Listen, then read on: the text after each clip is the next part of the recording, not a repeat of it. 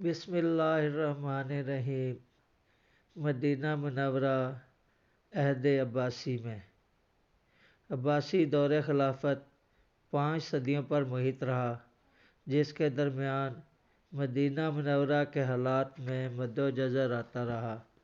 سیاسی احوال میں اتار چڑھاؤ کے حالات ہوتے رہے۔ چنانچہ عباسی دور کے آغاز میں بعض ہاشمیوں نے خلافت کا مطالبہ کیا، جس سے حالات خراب ہوئے، مگر جلد ہی حالات بہتر ہو گئے۔ اس کے بعد تقریباً 2 صدیوں تک حالات میں عموماً امن و امان رہا۔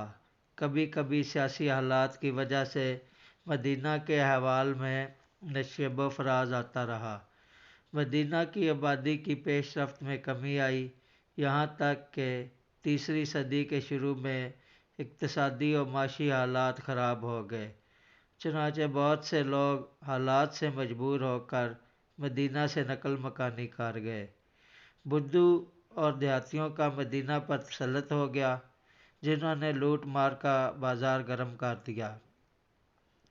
ان حالات پر قابو پانے کے لیے عضدالدولہ نے باشندگان مدینہ کے لیے کافی مقدار میں مالی تعاون بھیجا اور دیہاتیوں کی زیادتیوں سے حفاظت کے لیے مدینہ کے چاروں طرف فصیلیں حفاظتی دیوار تعمیر کرائیں۔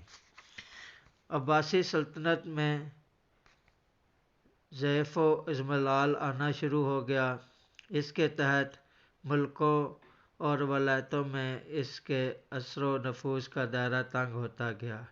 چنانچہ 358 ہجری میں فاطمیوں نے مصر پر اپنا تسلط قائم کر لیا اور مصر میں خلافت فاطمی کا اعلان کر دیا، جس کے بعد بنو حسین کے افراد نے بنو عباس سے بیعت توڑ کر فاطمیوں سے اپنی ولاء اور وفاداری کا اعلان کر دیا۔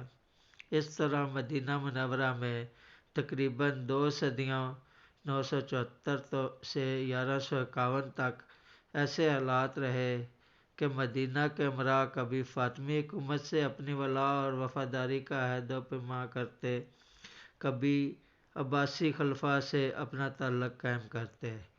اس افراتفری کی وجہ سے مدینہ کے حالات اچھے نہ رہے۔ پھر اس پر مزید یہ ہوا کہ دیہاتیوں نے کچھ قوت و طاقت حاصل کر لی اور انہوں نے اہل مدینہ پر زندگی دوبر کر دی اور آئے دن مدینہ میں حملے کرتے اور حجاج کے قافلوں کو بالعموم لوٹا کرتے۔ بنو امیہ کے دور میں مدینہ کی فصیلیں حفاظتی دیواریں بنا دی گئی تھیں، وہ بھی منہدم ہو چکی تھیں۔ مدینہ کے بیت المال میں اتنا سرمایہ بھی نہ تھا کہ اس سے ان دیواروں کی کچھ اصلاح و مرمت ہو سکے۔ چنانچہ اہل مدینہ نے موصل کے فرما روا جمال الدین بن علی اصفہانی سے حالات کا شکوہ کیا۔ جمال الدین نے اپنی جیب خاص سے کچھ مال روانہ کیا، جس سے مدینہ منورہ کے چاروں طرف بنائی گئی فصیلوں کی تجدید و مرمت کا کام ہوا اور اہل مدینہ نے راحت و سکون کا سانس لیا۔ عرابیوں دیہاتیوں کے حملے سے شہر محفوظ ہو گیا۔ پھر جب زنگیوں نے شام اور حلب پر قبضہ کیا تو انہوں نے مدینہ منورہ پر خاصی توجہ دی۔ نور الدین زنگی نے بہت زیادہ سامان مدینہ منورہ روانہ کیا اور بطور حکمت و مصلحت اس مال کو ان لوگوں میں تقسیم کرایا جو مدینہ کے اطراف میں رہتے تھے۔ اس حکمت عملی سے حجاج کرام کے لیے راستے بھی مامون و محفوظ ہو گئے اور اہل مدینہ کو راحت ملی۔ نیز نور الدین زنگی نے زرقہ چشمہ کو اور عین شہداء کی اصلاح کرائی۔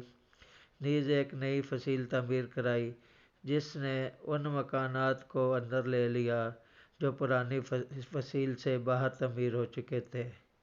اس کے بعد جب سلطان صلاح الدین کا دور آیا تو انہوں نے امیر مدینہ قاسم سے مل کر مدینہ منورہ کے حالات پر خاص توجہ مرکوز کی۔